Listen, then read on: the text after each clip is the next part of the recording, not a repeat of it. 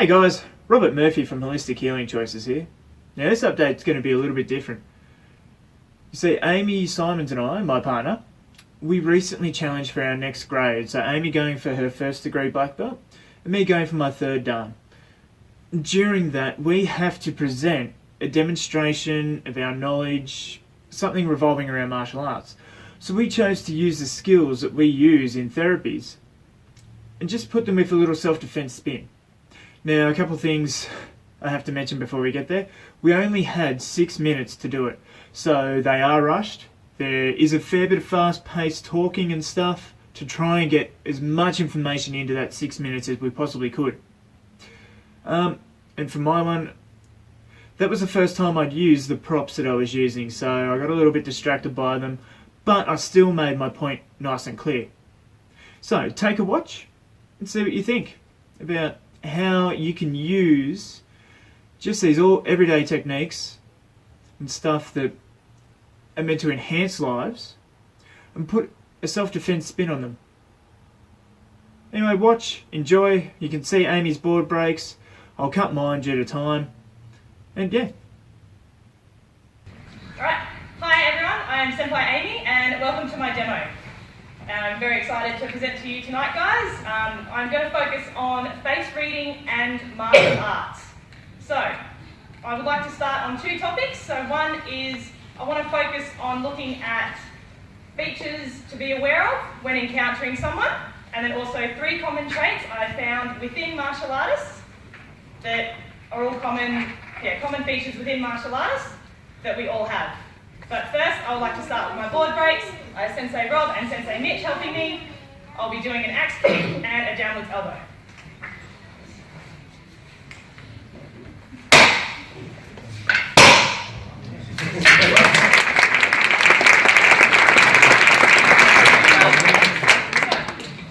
What is face reading?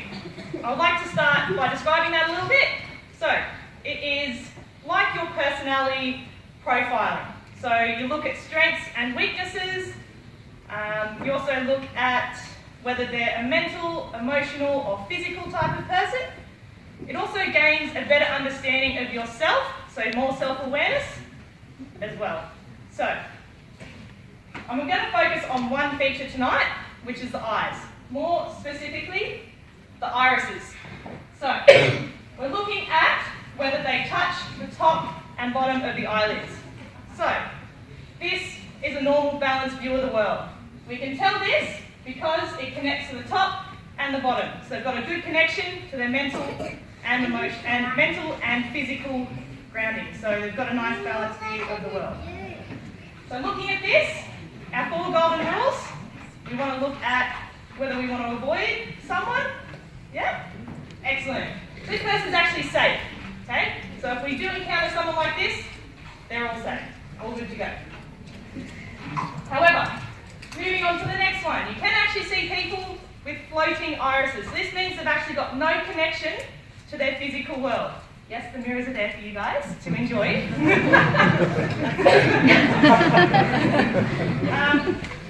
So, this is someone who can be very mentally and emotionally stressed. Okay? So they're up in the clouds, they're sort of not really connected to their physical grounding. So they aren't necessarily dangerous, however you do just have to be aware because they can be quite irrational and sporadic. In saying that, you can actually fix this as well. So, martial arts can actually help with more of that physical grounding. Guys, if you have a beard, that can help bring you down out from the clouds and actually connect more to the physical. Girls, longer hair, wearing jewellery just helps bring yourself back down into that physical zone. So again, just be aware when encountering someone like this. They're not necessarily dangerous, however, just have your wits about you. The next one. These guys don't actually have a connection to the mental zone. Okay, so they're not quite connected to their thoughts. They're all about the physical. So these guys you do actually want to avoid. So this is when the irises actually look down and don't connect to the top. Going from that one, we've also got disconnected eyes. So this is a person who is actually in a state of shock. They've actually had some sort of trauma within their life that hasn't actually quite left their body. So they also have a feeling of being lost or even in a lot of isolation. So they don't have any connection to their mental or physical worlds. So this is also could be someone who is very similar to under the influence or even on drugs as well. So it's best to avoid people like this. Alright, so moving on from topic number 1, I'm moving on to topic number 2. And Shihan, turning out, I'll need you for this one as well. Please step up. Perfect. So I have 2 models here, Sensei Mitch and Shihan Tony. And the 3 features that I found within martial artists are, first of all, an elongated face. So you've got an oval or rectangle face. Yeah. So this means you are a humanitarian type of figure. So you can see the longer benefits of things. So you wouldn't stop at, say, a yellow, white, orange belt. You can actually see the benefits of becoming a black belt even further. Us? Excellent. Everyone can sort of see that elongation in their face? Perfect. The next feature I want to look at are cheekbones, pronounced cheekbones. So as you can see, these guys have them, even myself, pronounced cheekbones. It automatically places trust in someone. When you can see their cheekbones, you automatically trust that person. So we all find ourselves quite trustworthy, even as martial artists as well. And then what we've also got is we find that we're very loyal and honest as well. So if someone was to actually call us liars, we wouldn't appreciate it. Us? Excellent. Last one I want to look at is a determination. Determination and willpower, where it actually shows up within the face. So it shows up in a couple of areas. So one is actually the jawline down here. So the willpower is actually how far down the jawline drops within the bone structure, and then how far it actually comes across, and the angle is how forceful you are with that determination and willpower that you put into life. So that's one aspect we can look at. The next one, which is really cool, are focus lines. So if you furrow your eyebrows, you've got those little lines in between. Yeah? Sensei Mitch has 2. You can't turn Yeah. Excellent. So depending on those, okay? So if you've got one straight down the middle, that is like a laser beam. So there is no stopping you to what you actually focus on. So yeah, it's like a laser beam, you will get your goal. If you've got them on the left or the right-hand side is more within your workplace and how you are. The left side is more within your own personal goals and what you want to achieve. If you have all 3, it's like you do not have an off button. You just continually go. Alright. So that's my 2 topics I want to cover tonight for my demo. I also just want to make a note that it's a really good tool for instructing and understanding students, as well as I have only focused on a few small things. So like martial arts, I've basically shown you a punch tonight. So there is a whole lot more to face reading, and this is just a tiny little speed. But thank you very much. With me, I have Simple Amy and Sensei Mitch. What we're going to talk about today is outside of martial arts. In my real job, I use a lot of neuro-linguistic programming. So what we're going to go through is negotiation skills with slightly hypnotic undertones. So, to start with, when we have an aggressor, he might be a bit drunk, stuff. 70% of all communication is non-verbal. So, we want to create a nice stance. We don't want to step back, make him think that he's got the upper hand. We also don't want to get right up in his face and aggravate him further. So we're using what's called equality. So we mirror him in a slightly lesser tone than he's got with us, and we just try and gently calm him down from there until we've got the upper hand on there. So that's a little bit about recall. Okay. And so, using our words, what we've got here, I've created a little phrase Well, since I Amy's created on the paper. So, I've created a little phrase with a lot of hypnotic stuff. So we're going to go through that. So, first bit, don't.